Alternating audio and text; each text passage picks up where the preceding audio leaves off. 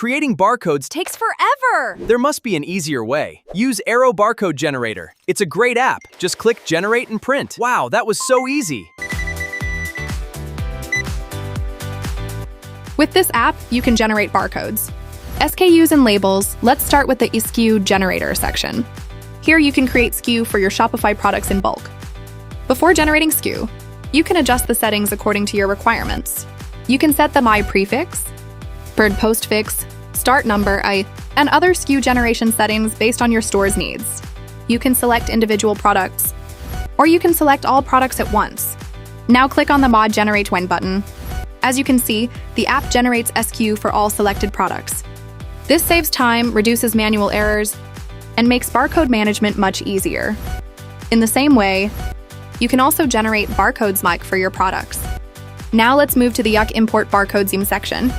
This section is useful if you already have barcode data available in a CSV file. But before importing, make sure your CSV file includes a Shopify variant ID and the iBarcode column. Next, let's open the Print Labels section. Here, you can print barcode labels for your Shopify products. You can print labels on iLabel rolls, or you can print on balance sheet formats, like our or like letter size byte. You can also adjust the label size according to your requirements. You can also adjust other print settings such as spacing, margins, barcode size, and label layout. Once your settings are ready, select the products for which you want to print labels. You can select multiple products or all products. After that, let's check the History section. In the History section, you can view your past activity.